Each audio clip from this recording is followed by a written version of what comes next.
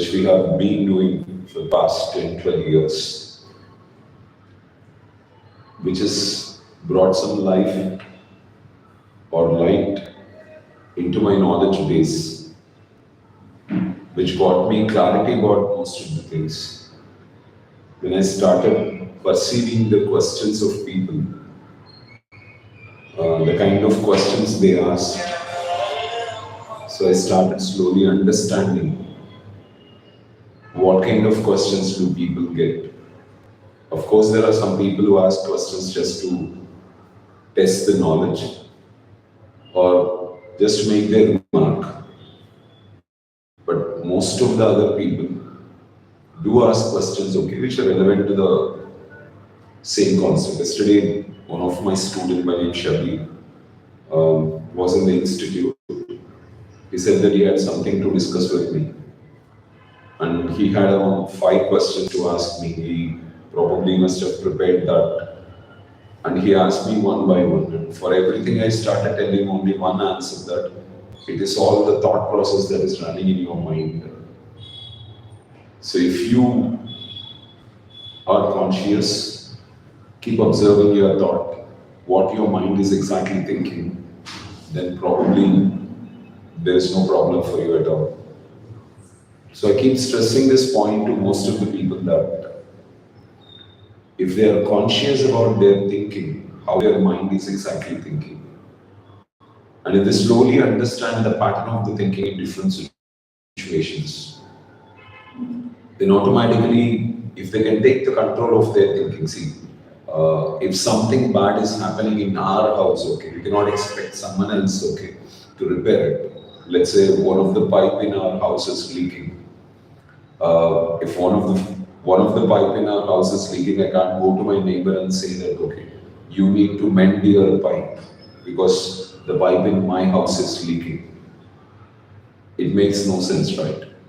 I have to seal it, or I have to block the leak in my house. Similarly, when the thinking is going wrong in my mind, most of the people on this earth will be expecting the world to change so that they can keep themselves in balance. But they don't understand that their mind is thinking in a negative manner, and because of that, they are experiencing the emotion of different things. So, where they have to correct themselves, it is in their minds. If they don't understand this much, and when they don't change, they keep on blaming others, pestering others, disturbing others, troubling others in most of the situations, which end up with nothing. So that's not going to create any kind of solution. At that particular point of time, they satisfy their ego, or they feel good about it, that they have dominated in the situation. But that's not the end of the challenge, right? If the challenge has to end, they have to take care of their thinking and they have to blend it. If that is not happening, then it gets repeated. See, most of the people don't face different kinds of problems. See, I've been exposed to a lot of people in the last 20 years. Before I was not conscious because I had a lot of headaches to handle myself. So I was challenged with all that and I used to do that. But in my recent times, I keep observing people. So most of the people whom I observed, they just have one or two problems. They don't have many problems actually. They just have one or two problems. And that one or two problems keep on bothering them because they are not conscious about their thinking. They do not understand the pattern of their thinking until they connect to the truth, okay, that it is the mind that is thinking and creating the mess, and in reality they don't have any problem, then they get into a normal state. But if they are not conscious about it, okay, the mind will take us into a state where we get lost and we will be suffering for a pretty long time. It's like when mind is in a negative state, okay, there will be a flood of thoughts flowing from the mind. And we get carried away in that flood. We need to be conscious where we have to protect some source where we will stop from that. We can't, I don't think there will be anyone on this earth who will say that, okay, I want to get pushed away by the floods. Nobody wants to do it. Everyone wants to take a safe ground.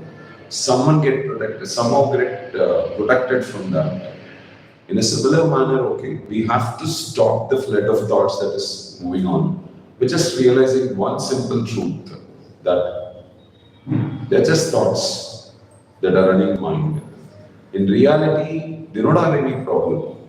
All they have is only one thing. That is, their mind is thinking like that, and they are struggling with it. See, experience of life, whatever that is happening in the external world, let it happen. That's not in our control. It's probably rain sometimes, it will be sunny sometimes, it will be cloudy sometimes, it will be cool sometimes, it will be chilling sometimes, it will be moderate sometimes. Okay, we will have different kinds of climate, but we don't bother much about it. Different people lead their lives in different strategies. We don't care much about it. But one thing we need to concentrate on always is be conscious about our thinking. So once you are conscious about our thinking, how your mind is thinking, because of that thinking, what is really happening in my life? If you can observe this, that's it. You are going to create something wonderful with your life. Something miraculous is going to happen in your life. If you're not conscious about your thinking, if you're not focused on your thinking, then automatically what exactly happens is we keep suffering the pattern of thinking that is going on in the mind. If there is a problem, we need to suffer. Just because of the thinking that is running in the mind, we shouldn't suffer, right? And always remember, mind never thinks positively. Because, see, when good things are going on, everyone's mind is thinking good and everything is going good. And there is nothing that anyone has to do in that particular situation. But the real challenge is when the mind is not thinking positively, when it is thinking negatively. So, there, if you are not really conscious, if you are not focusing on how the mind is thinking, and if you are not, okay, realizing that that is going to create a negative emotion in our life and make a difference, that's going to have a lot of impact on ourselves. Hope you understand this point. Anyway, let's get started with the questions, okay? Probably it must be a question from Pyari because she is the one who will be coming up with things. So she has a question what I've been explaining you even now, okay? So she's saying what is mental worry? That's what I'm saying, okay? Um, See, when you are in an excited state, Pyari, your mind thinks all the good things in life. When your mind thinks all the good things in life, automatically what happens? You will be joyful, you will be blissful, you will be running around, you will be talking different things, you will be doing different things. But when you are not in a comfortable state, in the sense, there may be some disturbing aspect that happens. So it's like I'll tell you, okay, probably there is a needle that got pierced into your body. So now you have to take it off immediately. So if you don't take it, and somehow now and then you keep pushing it, and then there will be a severe pain, and when the needle goes and touches the bone, it will be much severe, and you will be suffering it. You're not taking out the needle, but now and then you're thinking that I should not push it inside. It pains me. I should keep this pain to that extent. But somehow, while you're sleeping, or someone comes and okay tries to play with you, and somehow it touches the hand, and the needle starts piercing inside deeply and creating a lot of pain. See, when you come to know that a needle has pierced into your body, the first job you must have is you must take it off. So worry penetrates into your life just because your mind is thinking negatively about it. If your mind is not thinking anything negative about it, you are in a comfortable state. And when you are in a negative state, you attract all negative things only. You cannot attract positive things. So whenever you have worry, just I'll ask you a question, Pyari, okay? Try to understand this. Happiness or worry that you experience in your life is just the outcome of your thinking, right? Is there any source wherein you get happiness or sorrow without your mind thinking anything? No. Absolutely, there will not be a situation where your mind is not thinking and you're experiencing happiness or sorrow. So let us understand a mentally retarded person who is not having a proper thinking pattern. And his emotions are positive or negative, he doesn't know. He can't sense himself. Or if that example is not relevant to you much, okay. So let me take yourself. When you are sleeping, your conscious mind stops thinking, right? When your conscious mind stops thinking, automatically there is no experience of happiness or sorrow. Probably you may be troubling yourself so much all the day, but once you go to bed and you are lost in your sleep, okay, that particular thoughts will not bother you. Let's say your mother or your father shouted at you for some reason. There was a big conflict in your mind regarding that, and you were considering a lot of people and struggling in the process. So then slowly you got into sleep. Once you got into sleep, your mind is not thinking anything. And that particular thing is not even remembered. Probably next day when you wake up, if you are in your mood, getting into a new situation, that situation does not penetrate into your mind at all. But in the morning, let us say that your father or mother came up and again started raising the same issue. Now the thought process get into the system and you start again suffering from that. So you need to understand one particular truth. See, it's like any question that a student asks me, I can say that the problem is with their thinking. Other than their thinking, there is no problem for anyone. Absolutely. Because ultimately, when there is a happy experience, you are comfortable. When there is a sad experience, then the suffering comes into picture. Let us relate with ourselves, okay? Probably our body is very comfortable with a temperature of 20 to 25 degrees centigrade. So the surrounding temperature is 20, 25 degrees centigrade, you're comfortable because your body feels comfortable.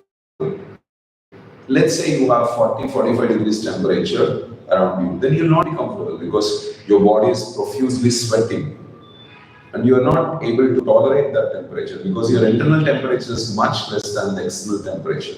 So there is an imbalance in that. So diffusion starts consistently. Water always moves from high concentration to low concentration, and the body wants to control the temperature that is around. So it profusely sweats and makes you in discomfort or uncomfortable. But if there is a balance in temperature around 20 to 25 degrees centigrade, where is the problem? There is no problem, right? In a similar manner, every time you are having a problem, immediately, every time you are experiencing worry in your life, you have to go and look into your mind and feel that they are just the thoughts that are bothering you. They are just the thoughts that are bothering you. So it's the pattern of your thinking that is giving you sorrow. Really, there is no sorrow. Probably how many situations you must have experienced in your life till now wherein you experienced sorrow. Can you count and get into your mind? At least let us say from your 15th year, probably in this 7, 8 years of life, okay, how many times you must have worried? All this worry was just because of the thinking that was there in your mind, right? Your mind started thinking in a negative manner, and because of that thinking, you struggled. Was there really something for you to undergo pain? See, pain comes in two strategies, physical pain or mental pain. Physical pain, everyone has to suffer. You, me, no one is an exception for that. Everyone suffers. If someone beats me, I experience pain. If someone beats you, you experience pain. If someone beats anyone on this earth, they experience pain. Okay, so this is not the problem for anyone. And I don't think that many people are beaten or hit by someone or cut by someone or burnt or pierced by someone. Fine. Most of the people who are experiencing pain, they're experiencing pain in their mind. It's just because their mind is thinking in a manner which is not supportive. That's all. See, for example, when I was in your age, probably uh, I was a good friend for someone. He had another good friend. Let me put it practically. I had a friend by name Sinu. Sinu had some other good friends. When Sinu gets close with some other friends, when he is spending a good time with them, when he is comfortably, freely spending time with them, now and then they sit out in the evenings and drink something. In the meantime, I don't, okay, I just keep aside and keep quiet. They'll get me some cool drink and I'll be sipping it. In the process, there will be one thought that is running in our mind which says that, okay, probably Sino is more interested in their friendship than yours. So he may be their friend in a dominating manner than yours. You may lose your friend someday because of these friends. These kind of thoughts run in the mind and we suffer. In reality, Sino is my best friend even after 25 years, after 30 years, I think. But what all the thoughts I've run in my mind because of that were unnecessary, right?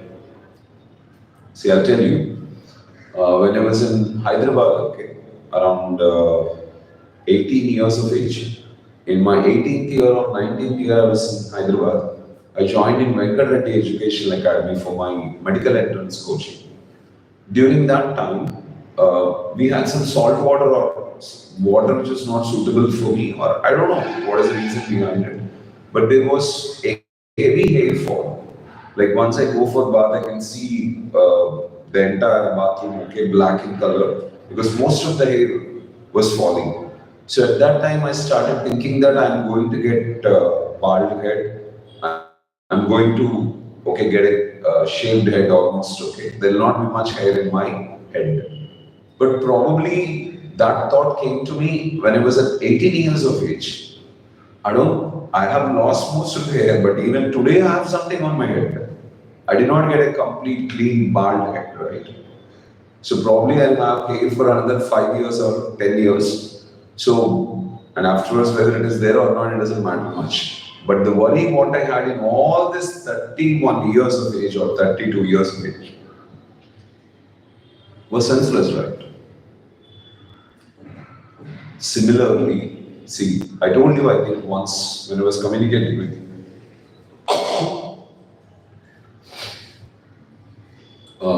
that in all my 50 years of life, I don't know what really happened when I was from 0 to 10, but from my 10th year till 50 years, for 40 years, I suppose, there were a lot of situations I struggled.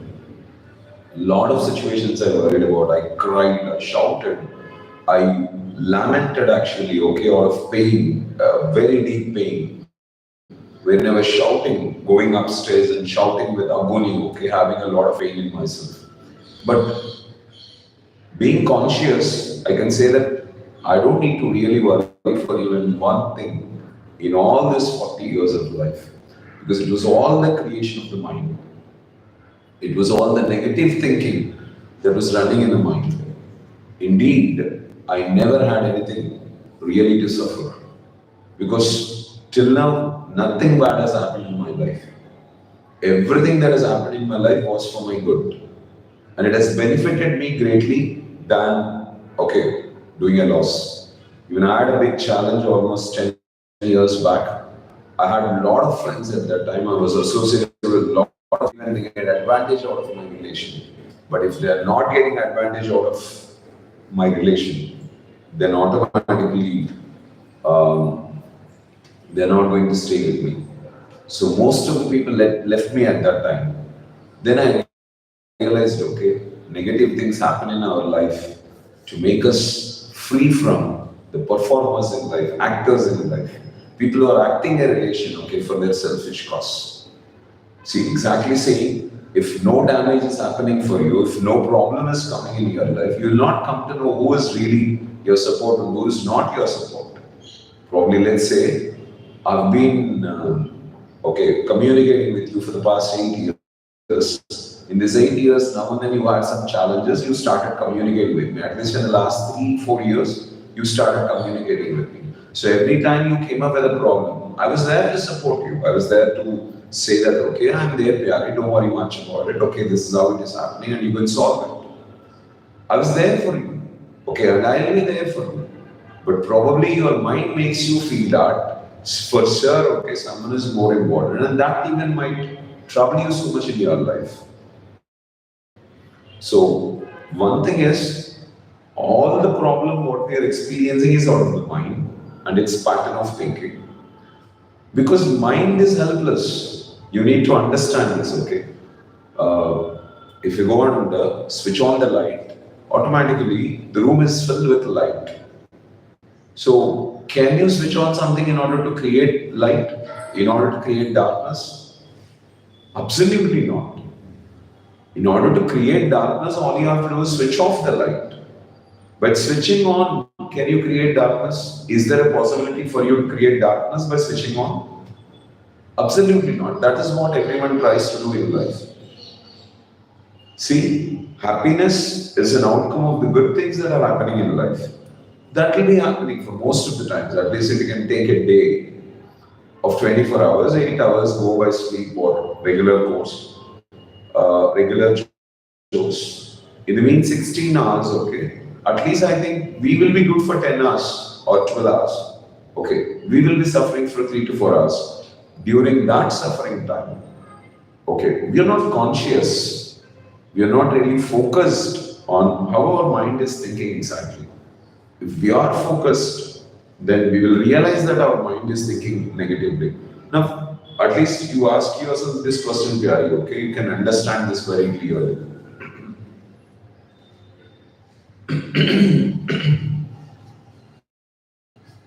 Does mind really think positively always? If mind is a positive thinker, then automatically nobody does anything wrong on this earth. Mind thinks negatively in a lot of situations. In many circumstances, our mind will be thinking in a negative manner.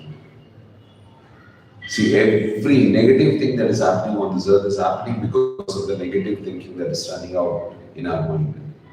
So, I don't need to prove you, but you must have got a lot of experiences wherein you must have seen your mind thinking negatively, and you must have suffered a lot because of that. So, your mind thinks negatively. You need to be conscious and you have to change that mind. See, one thing you need to realize is there is no problem for me, but all the problem is my mind is thinking in a negative manner, and because of that thinking, I'm experiencing negative emotions. That's all. Try to understand this. When I was a child, okay, like we were in Nellore, also was a house with a big compound, I think, okay, very big compound. Now and then in the evenings, okay, when the power goes off, there will be a lamp made of kerosene that's kept in the house. So when I used to go in front of the lamp, automatically a big shade of mine used to come on the wall. That used to frighten me. I used to run away from that particular place because I don't know that that shadow is laid because of the light that is falling on me, and I'm an opaque object, and I do not allow the light rays to penetrate through me. Because of that, it is casting a shadow on that. Probably that is what I studied in the later classes. But initially that troubled me. Okay, and all the trouble was because of the improper thinking, right? Just understand this. Was there a situation for me to worry for that? Because most of the people are casting shadows and nobody's worrying. But why did I worry? Think once. See, probably someone said that sir is pretty strict. If you're not getting a good score in the exams, he's going to thrash you. So the tension that if I'm not scoring good because I'm pretty weak in this subject and I'm going to get beatings from my sir, okay, makes you think negatively in a lot of situations. So if you observe, they may not be there in reality. Even if at all, if it is there in reality, let us say, sir happened to beat you. So the pain what you experience when your master beats you will be there probably for 5 minutes or for that a minute. But the fear of getting beaten troubling you for months together. So in reality, the pain what we have to experience in life may be only 1%, but 99% of the pain what we experience will be in the mind. And it is because of the negative thinking pattern that is running in the mind. And this is absolutely senseless. But we are not relating ourselves in that particular part. And that's what we need to realize and that's what we need to understand. That's all. So if you can realize and understand this, it's just because of the thinking in the mind that is probably you might have asked me some hundreds of questions, Pyari, but for every question almost I said that it is the pattern of your thinking that is making you suffer. In reality, there is no problem for you, but all the problem that you're experiencing in life is just because of your pattern of thinking. Isn't it? Check. Was there any other problem, okay, other than this? See, people can shout at you, people can bring different challenges at you, they can bring their emotions outside, they can bring their worries into your life. Many things can happen around you. But what is happening in the external world is not giving you trouble. But what you are thinking about the happenings in the external world, that's giving you trouble. See, nobody is worrying because of something is going on in their life. See, for example, you have some financial issues. Financial issues are not troubling you. So the thought process that you are running in your mind because of that financial issues, that is troubling you. And that must be mended. That must be handled. Okay, that's what I'm trying to express. So if you ask me something else, okay, what is eternal love? How to feel, how to be happy always. Eternal love is all about becoming one with this universe. See, everything in this universe is an expression of love. That's all. We pollute our mind by creating some negative thoughts because of the ego and arrogance that we have within ourselves. Because of the ego, we think we are great. By thinking that we are great, we will come up with some negative thought process in our mind. We judge people. In the process of judging and thinking negatively, we develop hatred. Once we develop hatred in our minds, try to understand this, once we develop hatred in our minds, automatically what is going to happen? So we experience pain. Negative thoughts creep in and we start suffering for it. So, eternal is like filled with love for everything on this earth. So, let's say you don't like cats. Okay, you have an aversion for cats. So when you see a cat, you get irritated. Probably in Hindu superstitions, okay, in mythology, people come up with cat as a bad superstition. So when you come across a cat, okay, that's a bad signal for you that something good is not going to happen in your life. So that thought process, okay, becomes negative. That makes you to hate a cat. So if some cats are entering into your house, staying in your house, probably there were situations where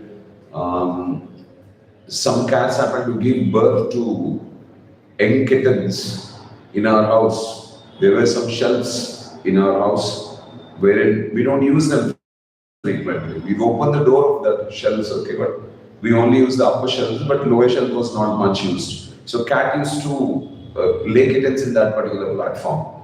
And surprisingly, after probably 5 days or 10 days, we'll come to realize because the cat will not be always be there. Okay. So now and then it enters, gives milk and goes away. But suddenly when we open the door, the cat runs out of that door. So at that time we'll realize that okay, there are some kittens in that. Okay. So that creates aversion for us. Probably let us suppose, okay, during that time we had a parrot laying some beautiful parrots in the house. Everyone loves parrots, right? So if there are parrots there, then they will look at them, say to everyone that in my house, okay, there are 2 parrots, okay, small parrots, they are so beautiful.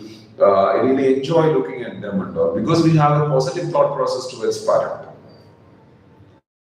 See, which creature is not beautiful?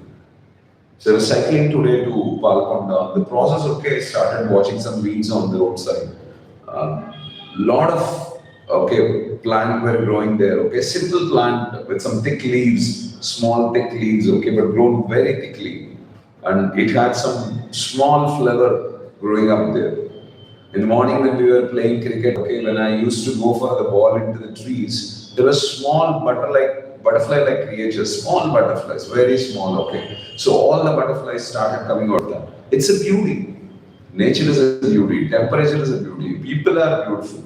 Everyone around, okay, is a representation of beauty. And if you have love for everything around us, and there is no question of hatred in your life, then your life is a celebration, right? But what all the things you don't like, what all the things you have a negative opinion about, they create worry in you. And that troubles you. And that's happening in your mind. And it's all because of the hatred what you have developed in your mind. Hatred is all about a negative thought that is lodged in your mind. If there is no negative thought lodged in your mind, no hatred. When there is no hatred, when automatically there is no worry part in your life, right? So worry is an expression of hatred. So out of arrogance, you looked into the negative things, and because of that negative things, you develop hatred, and that hatred puts you in trouble. Common sense.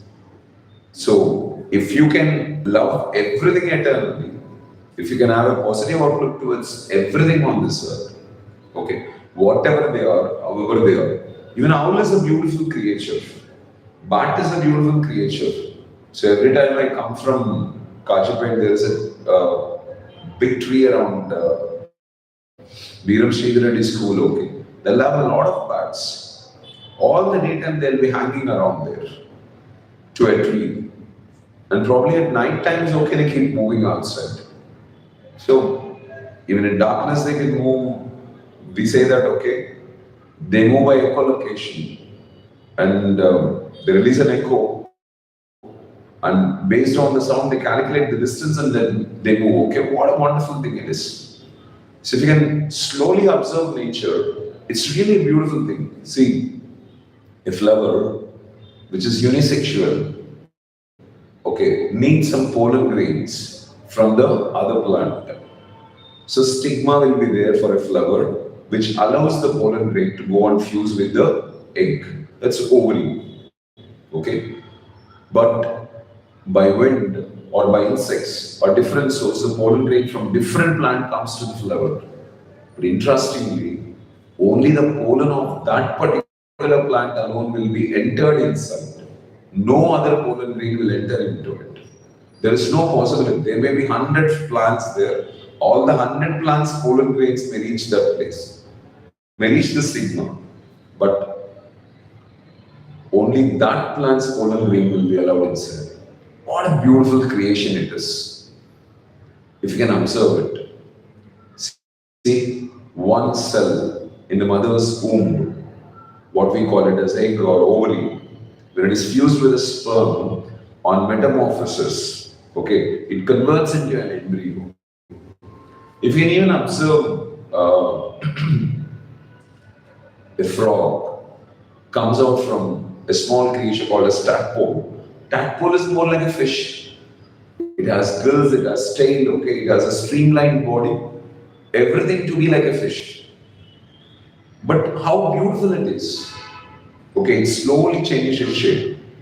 That clearly tells you that there was a transformation, okay, from fishes to land creatures. So the land creature shapes started changing. Every creature that changed their shape started representing into a different format. It's a beauty. So we are not able to love something on this earth. See, I keep on telling you even that we only have one right on this earth. That is right to love.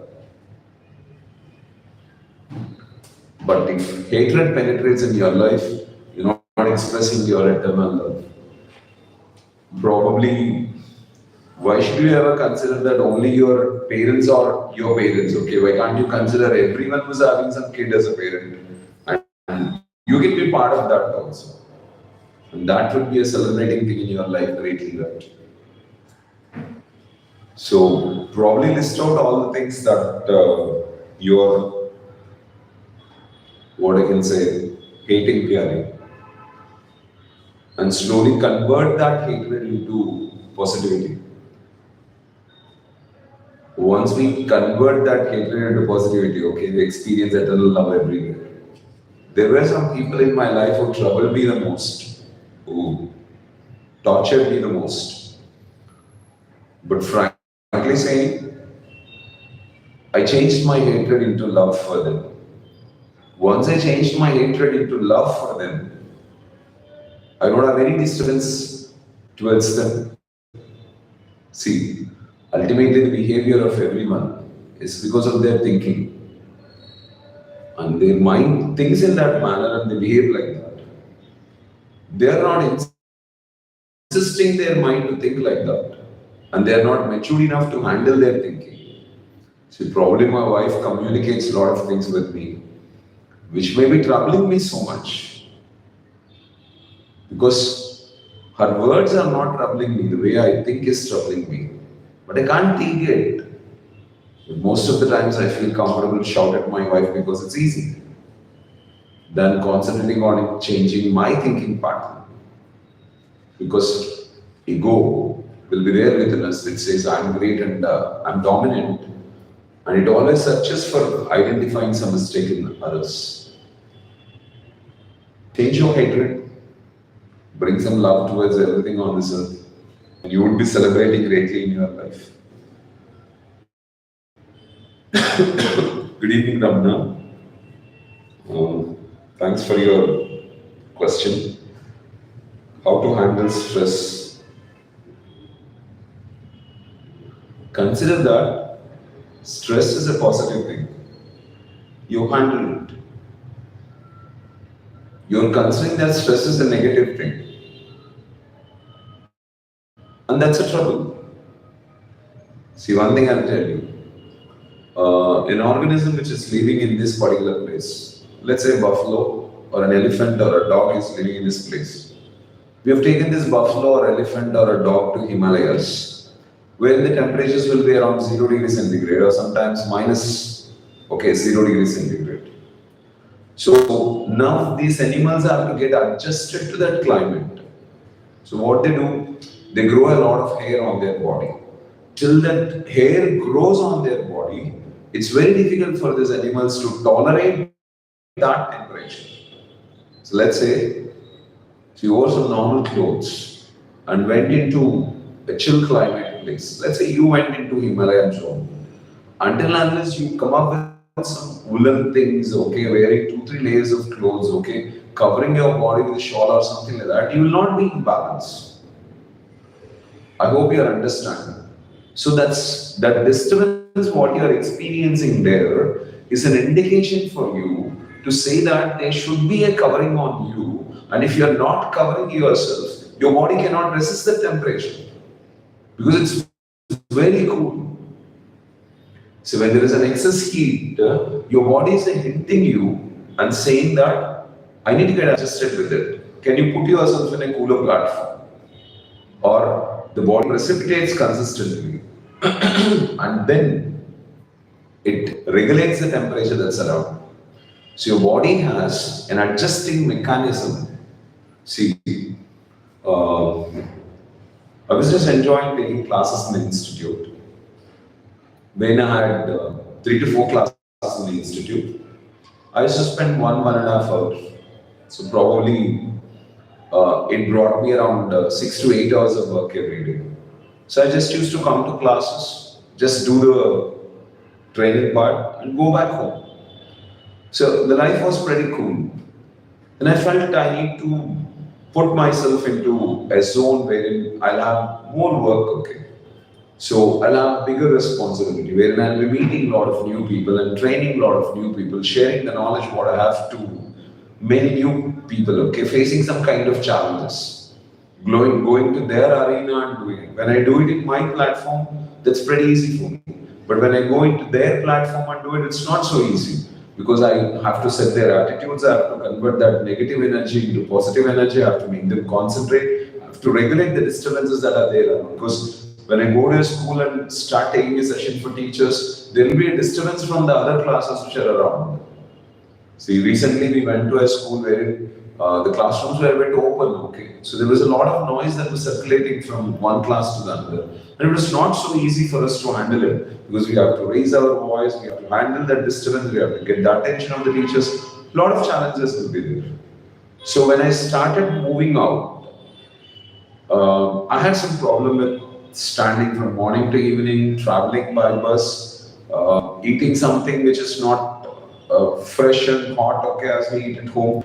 I was resting for some time in the afternoon. I did not have that rest. I had to take some pressure wherein some of the students will be absenting themselves from the training program. We will be having some challenges with the corresponding. There will be some thought process that is there within my mind that will they pay me or not? Will I be getting the next school or not? What happens if I don't get the next school? There will be a lot of things that are running in my mind. But I'm not considering all this as negative things. So I'm considering that I need some time to adjust to this situation. So I give that time. When you give that time and space, you get adjusted to it. When you get adjusted to do it, your body is normal. Now we are traveling for the past 4 months or 5 months. We are meeting different schools. I have no issue right now, okay, to go to your school, finish up the classwork and come back in the evening because it has become a routine. My body is now in a position to handle that. My body is not feeling stressed to do it. I hope you are understanding. So every time you take up a new job, every time you start working something more, every time you are facing some new challenges in your life, your body needs to get adjusted to that particular thing.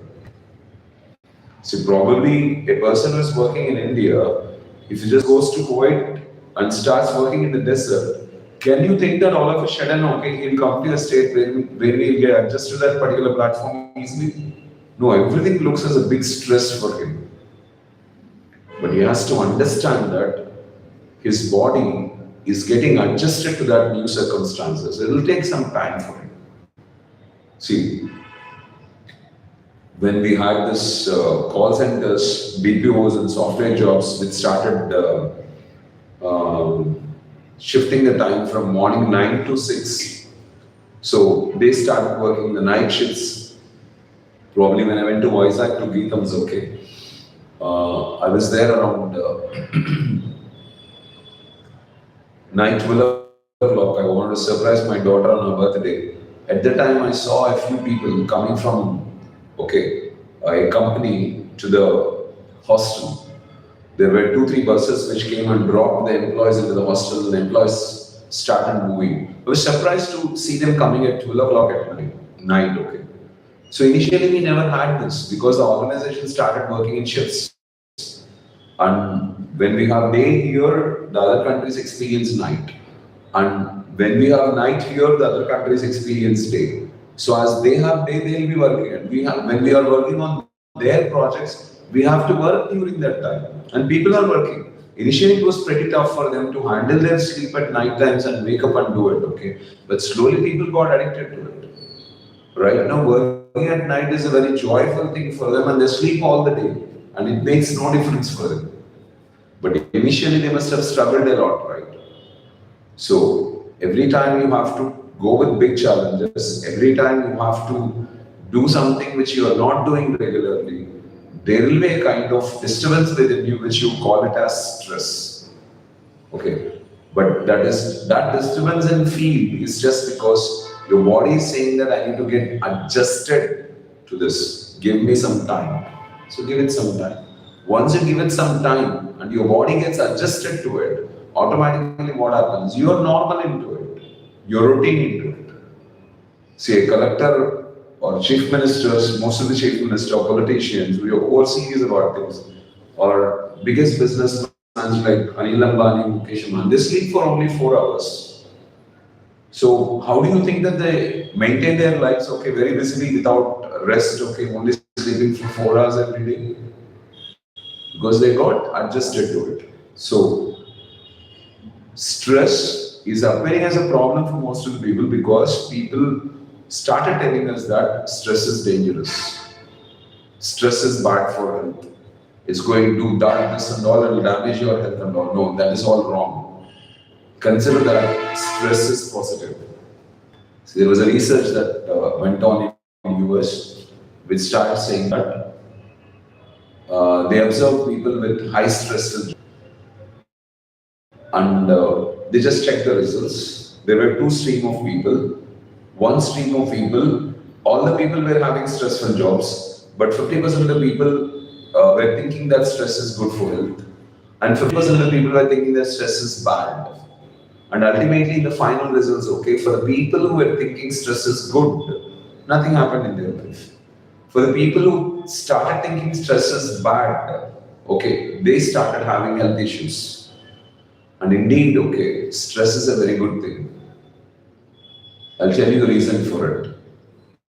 Stress is the cause for all social connections. Just imagine, Ramana, once, okay, if you don't have any kind of stress in your life, then would you build relationships with anyone? And that too in this digital world, where people are living with mobiles more than people. If they don't have any stress, would they ever get connected with anyone? Think once. Just because of the stress what we are experiencing in our life, we are relating with people. We are thinking that we need someone. Okay. Otherwise, we will never have people around us, I suppose. And during stressful time, okay, we go on to relate with people, and because of that, only serotonin is released in our body. And that serotonin makes us more comfortable. Okay. It is the hormone which is released, okay, when people hug each other. And that's like a consolement, okay, for everyone, because that has become the culture even in Muslim families too.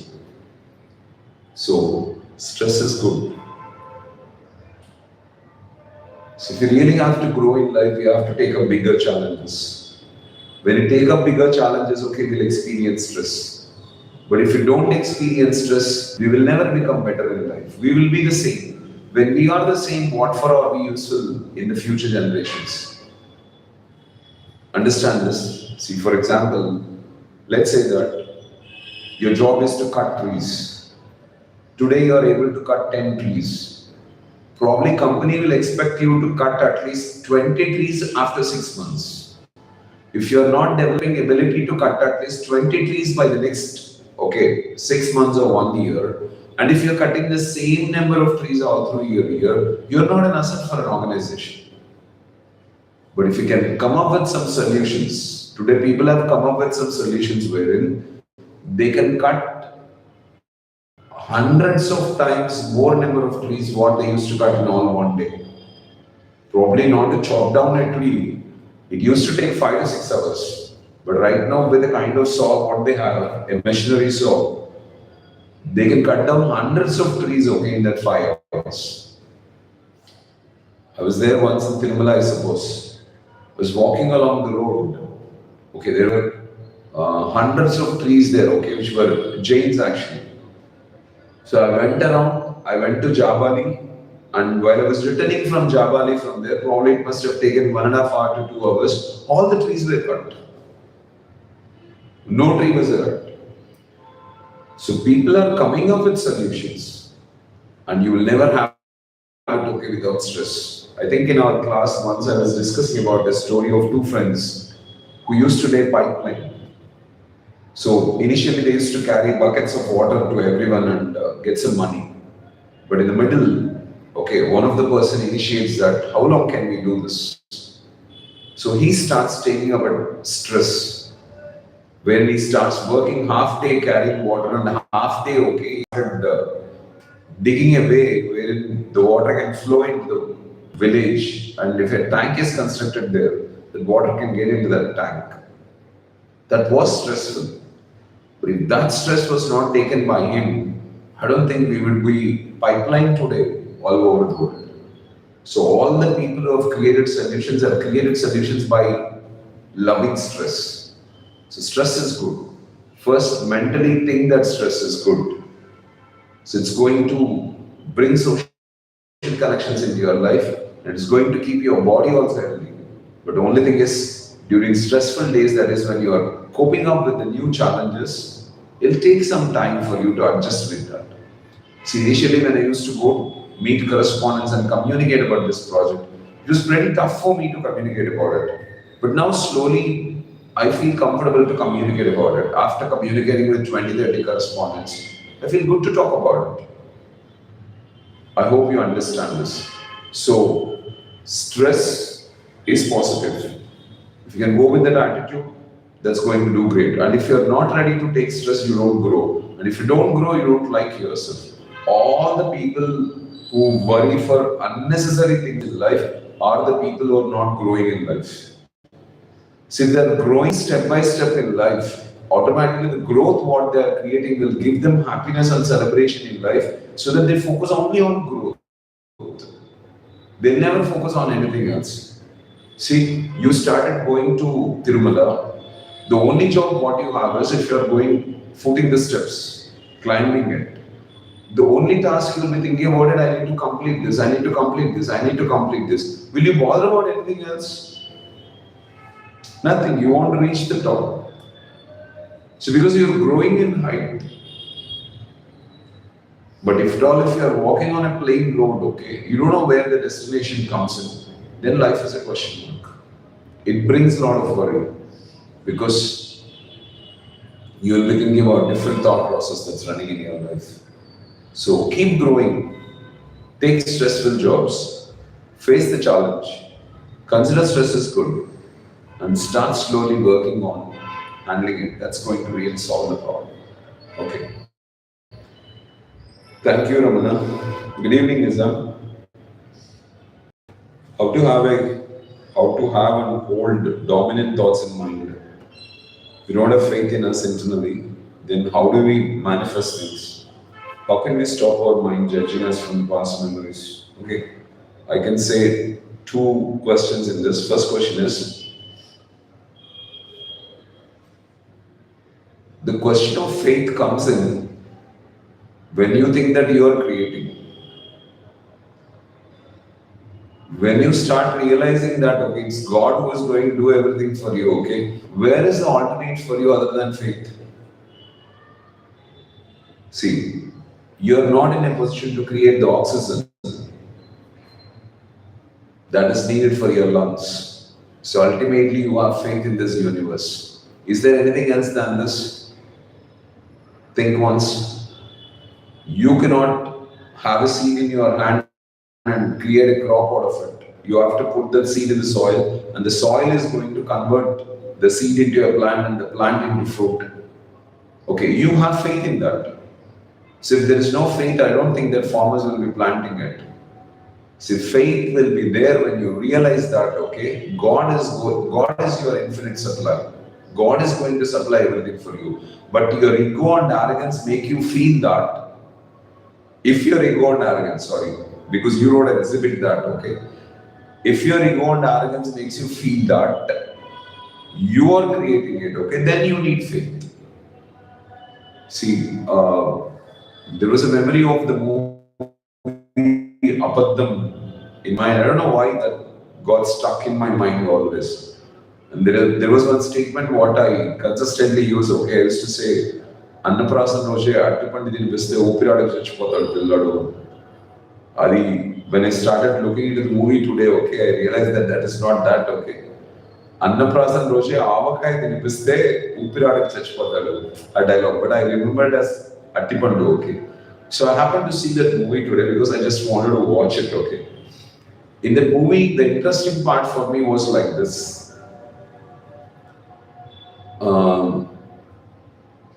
The imagination of the mind is shown in the form of characters. That's all. There will be two characters. One, he creates a father. He hates his father, so he goes to a new place, and there he doesn't want to reveal the identity of his father because his father is a very big politician. So if he reveals his identity, everyone gives respect for him. He doesn't want to tell his name and go with. Because of that, he creates a new father, new character. Once he creates a new character, the character comes live. So that is shown live, but in reality, that means that his mind starts thinking like that. One. And second thing is, there is another character called Venu. like destiny, we can say. And these two will be discussing. And around this, the movie goes. And probably because of that, it was pretty interesting for me. There, one thing in the climax, it says, okay, actually, heroine and hero will die because of a lie that is told by his friend. Heroine will be loved by two people. The one who loved in school will break away from the relationship, want these two people to get married, but somehow their love will not be prosperous because the heroine is more oriented towards career creation. She wants to get some identity for herself. She's not interested in love, marriage, and all. So she asked the one who is loving to leave him. But this fellow wants to get them together. So he tells a lie that this girl went to commit suicide. So this fellow runs. And in the process, okay, he thinks that she already committed suicide and this fellow commits suicide. And then the heroine comes in. As the hero dies, okay, she also commits suicide. Okay, both of them die. So in the process, when the father's character says that it is because of me everything has happened because I guided him wrongly. He must have gone 2-3 minutes late. Then the heroine must have come and they should have been great all the way. Then the Vidhi says that there is nothing that is involving the lives of people on this earth. Nothing. People think about different things and they make wrong decisions and they create damage in their life and they think that Vidhi is doing it. Situations are doing it. And indeed it's true. All the nonsense what we create in our life is just the creation of the mind. But in reality there is no nonsense that is happening. See, we start thinking with our perspective and we suffer and think that okay, nature is involving or doing something in our lives. That's what that communicates. The same thing is this. So when we slowly realize that there is some power, okay, beyond us, which is guiding and taking care of everything in this universe, then automatically the faith in you grows. And the faith will be unshakable. And let that faith will be positive. See, one thing I'll tell you. Let's say your faith is more oriented towards creating abundance in your life. What did God create in this universe? Abundance or scarcity. See, how much land did God give you to cultivate? How much water did God give you to breathe? How much oxygen did God give you? How much water did God give you to drink? How much oxygen did God give you to breathe? Okay, how many number of people did God give to relate with? How many beautiful things did God create? In everything there is abundance. When everything is abundance in you, why you are having a scarcity thinking being a part of this abundant world? You need to think about this. So everything in this universe is abundant, but still your mind has scarcity thought process. That you are lacking in something.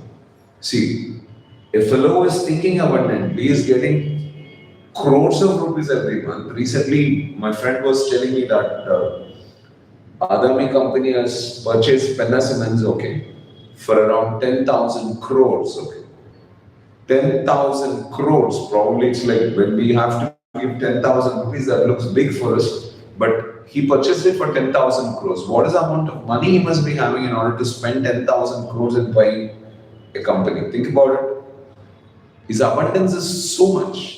When God is giving so much abundantly for others, okay, why won't He give to us? Because everyone is a creation. Air is the same for everyone, water is the same for everyone, earth is the same for everyone, soil is the same for everyone. Everything in this universe is the same for everyone. When everything is same for everyone, then why should God give someone abundantly and the other one scarcely? Understand this? So when you realize that God is the infinite supply for you, it is not you who is creating it, it is God, then faith will be there. Faith will be the only thing, okay. And the thing what I told you is, when there are two thoughts in our mind, one of scarcity and the other of abundance. The dominant will be picked up by the subconscious mind and executed. So now think, so what is dominant? Scarcity thought or abundant thought? See, you may have an abundant thought, but there will be a disbelief within you which says that, okay, you are actually scarce, but you are saying abundant, which makes no sense. Why most of the people cannot manifest what they really want in their life is because of one simple reason. They say that, okay, a lot of money flows into my life, a lot of good things happen in my life, I will get a beautiful girl to marry. But on the other side, okay, the conscious mind will be saying that, okay, you will never get it. How would you get it? What great qualities you have to get it? So this will be there, this will be there. And which is dominating? If this is dominating, the lower shelf is creating negative thoughts, and that thoughts are dominating. The thought that is created by the high shelf makes no sense. So you need to observe, there must be one thought, and that thought must be a dominant thought. If that thought is dominant, then automatically everything is going to fall in place. So you need to be conscious for that, that's it. So when you're conscious, just observing how your mind is thinking, are you really working out with the thought of your choice? Is your conscious mind obstructing that thought process? Are you handling that or not? That matters. So realize that you're not the creator of what you want, but God is a supply for that, and you'll have only faith. And check, okay, which is your dominant thought? A thought of lack or a thought of abundance? A thought of having, a thought of not having? A thought of celebration or a thought of worry? So which is dominant? And I'm sure, okay, the dominant thought, if the dominant thought is of scarcity, that will be coming into reality. If the dominant thought is of abundance, that will be coming to reality. And that's how the things go in life. And second one, okay, how do we manifest things, okay? How can we stop our mind judging from our past memories, okay?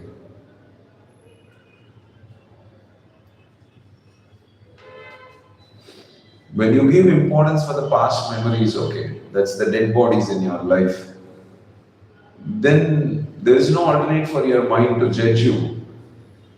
So when you realize that the past is dead, even if it is good, there may be a wonderful happening in your life, but even that wonderful happening is dead.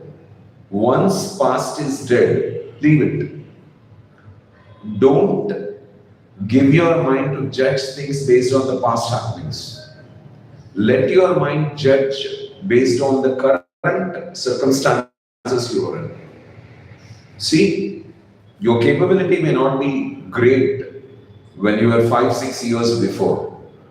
Probably when you used to go to schools and take classes with students, your situation was different. Your capabilities were different. The clarity of what you have got on the subject was different. The confidence levels were different.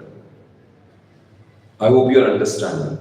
But now your situations are different. Your confidence levels are different. Your attitudes are different.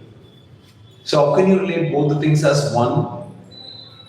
It makes no sense, right? But that's how the people take everything in life, and that's the real problem for most of us. I hope you are getting clarity on this. Okay? So, don't make your mind to make decisions based on the past happenings. Consider the past happenings to be dead and make decisions on the present situation that you are in your life. See, probably when we started going to schools and working, okay, we had a team with which we could handle a bigger school also. So I can't make decisions based on that team right now. So probably I feel that we have a better team than what we had before, because our team is experienced now. They know how to handle things. They know how to execute the things. They know how to come up with the best results, okay, in the project what they are taking up. See, we have seen Lakshmi jumping from lower sessions to higher sessions. So she's handling very comfortably 4th class. Probably in another 3 months or 4 months, she can even be brought into 7th class or 8th class, and she becomes capable of doing it. Probably Ali, Ramana, all these people will be capable enough to handle higher classes in future. And this is going to be a big asset for us. So decision should never be taken based on the past memory. When you're not taking decisions based on the past memory, then automatically judgment will not happen. Okay. Past memories you are cherishing because you're not able to create new memories in certain areas. So you need to create new memories in that area. When you are creating some new memories in that area, you will leave the past memories. So let's say you are staying in an old house. Now you constructed a new house. So do you have the memories of the old house? No. You may have, but they are not getting influenced. You had a house and you are thrown out of that house.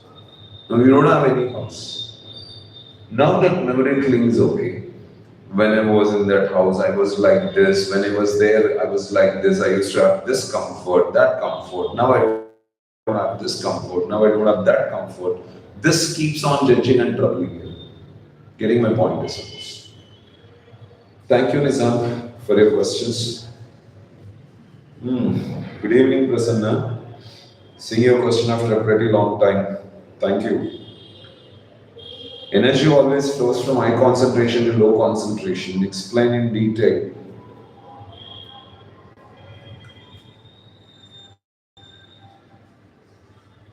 Of course, see, water always flows from high concentration to low concentration. So you cannot expect water from flow from lower area to higher area. So you can only expect water to flow from higher area to lower area. So can you ever expect water to flow from the water that is there on the ground to go on to the mountain? It never happens. See, the concentration of air outside is less. The concentration of air in a balloon is more. So you cannot expect the outside air to go into the balloon and flatten it. It never happens. But the high concentrated air always comes out. In everything it happens so. See, some part of the object is heated and it's pretty hot. Automatically heat gets transferred from hotter area to colder area. But you cannot expect the coldness to transfer from this place to the hot place, okay? So everything on this earth works from high concentration to low concentration, but there is one particular thing wherein content will be transferred from low concentration to high concentration. That is called as osmosis, I think. Okay? That happens in some egg membrane. Okay, I'm not clear about it. That's a rare case, which is an exception. But everything goes with this. Even energy is also the same. Energy gets transferred from high concentration to low concentration. See, let's say Sadhguru or Mahatreya or take any famous public speaker. Let's say John C. Maxwell, whoever it is. They are people of high concentration, high energy. They can transfer knowledge, okay, to the people of low concentration or lower energy. But you can never expect a child to go and teach Mahatreya. There can be a lesson that can be learned from a child by Mahatreya because he is of higher energy. So energy always transfers from high concentration to low concentration. See, when you communicate with people of higher concentration, then automatically you grab the energy from them. You get more and more energy from them and you build your confidence to a greater extent. If you are occupied with people who are not of higher energy, then automatically you can't do great things. See, probably if I start spending time with people who are better energy levels than me, probably it can be Mahatreya, Jaggi Vasudev right now. I'm going through some Corny, Mendes, okay, someone who are more towards universal truths. Okay, they teach metaphysics. I'm doing a kind of research on metaphysics, okay, how manifestation, how really the things work in this universe, how the laws are working, how everything is going to work in this universe, how the law of karma works. Okay, I'm doing a lot of research on that. I'm going through that content. Okay, I'm listening to that content. I'm listening to them hundreds of times. Okay, in order to gain knowledge on that. Now they are of high concentration. I'm of low concentration. Now the energy flows from them to me. Tomorrow, I'll stand for you and start explaining the same concept. Now I'm of higher concentration and I share it to lower concentration. See, why we go and meet greater people, okay, when they come? Because concentration, so the energy gets transferred from them to us. Why do you go to temples? They are of higher concentration. They give that energy to us. Energy. More about Abdul Kalam. Every time we communicate more about Abdul Kalam, okay, automatically the energy of Abdul Kalam gets transferred into us. So when we recollect Mother Teresa, when we spend time with others, even let me say that, okay, in our team, Pyari spends a lot of time with me. Whenever she gets some time, okay, she communicates with me, she comes up with some questions, okay, she gets answers, she tries to learn something or the other from me. Automatically, you can see her with more confidence, more positive energy. So she wants to do something creative. She wants to go penetrate. Probably she wants to become much better than what Venu is. Probably if she's thinking, okay, there's nothing wrong in that. I really love to see her growing to that extent.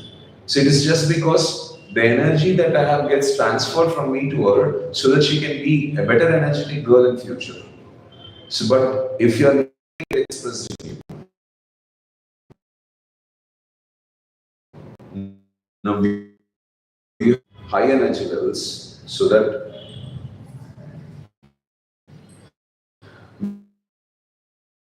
we can get that energy. That is the reason why, okay, we listen to something, Mahabharatam or Quran or Bible. There's a lot of energy actually. And when we go through that stuff, okay, that energy gets transferred into us. Nature is of higher energy. So when you get into the nature, that energy gets transferred into you. When you go and meet people whom you love most, okay, there will be a share of energy. Every time two people meet, okay, so either you get energy or you give energy to others. So when you go to a place wherein you're spending time with a person of higher maturity, then you get energy from them. And when you're going to a person who is of lower maturity and you are transferring your energy to them, this automatically happens. Good evening. So every time you have an experience of a problem, you have an experience of a problem, realize that there is an opportunity for you to resolve that problem and grow better in life. So problems are opportunities. Opportunities are not something different. Problem is an opportunity. Probably you are thinking of, okay, getting a girl into your life, a new girl into your life. Okay, so you're worrying that there is no new girl into your life. That's an opportunity for you to develop certain abilities and skills and okay, get an opportunity to communicate with girls. So like till I was 25 years or so, I was so scared to communicate with girls. So a lot of people used to communicate with me, but I never used to communicate with them. I used to run away. Okay, even when I was in school, there were a few girls, okay, who used to take an initiation to talk to me, but I used to run away from that place because I was so scared, okay, to communicate with them. But then I slowly realized that, okay, I too can communicate something good, and I started communicating. But to realize that, I have to communicate with them, right? Without communicating with them, I cannot do it. So probably communicating in English is the problem. So there is an opportunity for you to develop your English communication skills. So if you did not identify the problem of the lack that you have in communicating English, then where is a choice for you to develop your skills in English? See, if you have scarcity, there is a voice within you, there is a God within you who speaks. saying that seek abundance. When you are ill health, the voice of God within you says that seek health. When you are in sorrow, there is a voice within you. There is a voice of God that says that seek happiness. When you are lonely, there is a voice within you which says that seek relationships in life. So this is also the same thing, okay? Probably you just make a list of all the problems what you have, Ashok, and you can see an opportunity in every problem you have. You need to understand this. Like there was a woman, Chris Carr, okay? She was caught up with cancer and she recognized it at fourth stage. So doctor said that she had a very few more days to live. So there was a big problem for her.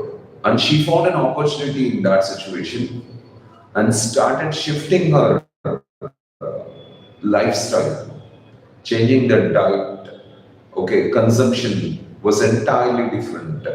She started practicing yoga, living in a natural surrounding, and she started experimenting herself, okay, by changing her lifestyle. And surprisingly, she started surviving. So then she started writing a book called Crazy Sexy Diet. Okay. And that book became very popular across the globe. And now she's guiding people, okay, not to handle life. She has cancer even today, but she's managing with cancer. She's knowing, okay, how to handle it. So if that problem did not come to her, then I don't think that, okay, she will have an opportunity to know that by changing the lifestyle, you can change your life. There are a lot of people like that. A fellow caught up with cancer thrice in his life when he was straight, and one of the lungs were removed from his body. Only he had one lung, but still he climbed all the tallest peaks in this world at a record time, and he gave an inspiration to the globe. Okay, there was a girl by name Patti. She was suffering from a disease called as epilepsy. Epilepsy was considered very dangerous where people were not sent outside because they get convulsions and they fall down. Okay. And if they fall down at certain places, that's going to be a big damage for them. But Patti proved to the world that, okay, in spite of epilepsy, she ran for nearly 82 kilometers continuously. And she ran and proved to the world, okay, running for hundreds of kilometers, that even with epilepsy, we can lead a normal lifestyle. So everyone who had a problem realized the potentials in spite of the problem and proved to the world they can make it possible. So don't look for opportunities to come into your life. Look into problems what you have. Probably you said you want to start up some business or something like that. Okay. So let me presume you want to start a business. You want to run an educational institution. You can create a problem for yourself. You can go to any educational institution, say that, okay, I'll develop your institute. Don't pay me even a single rupee, but I'll just work here from morning to evening and I'll try to develop this organization to greatness. So isn't that a wonderful opportunity for you to learn, okay, how to create business? But how many people are there on this earth, okay, who are really looking forward for this idea to be implemented? Make sense? So it said that if you don't have any problems in life, you have to take up a risky job and create problems for you, because only problems, okay, will make you grow. So if your life is comfortable, if you're slowly getting into a comfort zone and putting yourself in a comfortable area, realize that you're going to put your future in jeopardy, danger. But if you're challenging yourself by overcoming the problems what you are having, because by picking up a problem and start working on it, okay, you realize your abilities. By avoiding a problem, putting yourself in a safer arena, you are not realizing your ability. See, everyone has an ability to communicate to the public, but until and unless you put yourself in front of the public, you will never realize that you have that. Everyone has an ability to swim. Is there anyone who is not eligible for swimming on this earth? Even people like Nick okay, who do not have hands and legs, okay, are swimming comfortably. So everyone has an ability to swim. But until and unless you don't put yourself into water, you will never realize that you have an ability to swim. So until and unless you put yourself in risk, you will never realize that you have an ability. Okay. See, if a camel is not brought into a desert, if it is kept in a zoo, in a closed arena, a camel will never realize the abilities what it has. The same thing is with people. So when we never put ourselves into a risky zone, we will never realize that we have capabilities. We have abilities to do certain things. If I did not stand before people and take an opportunity to teach people, I would never have realized that I had an ability to teach. If I did not stand before people and started answering the questions of the people, I would never have realized that, okay, I have an ability to answer the questions of people. I hope you understood this, Ashok, okay? Thank you so much for your question, Min. Thank you, Manula, for your participation. And thanks for giving your valuable time for this session. Okay? Thank you.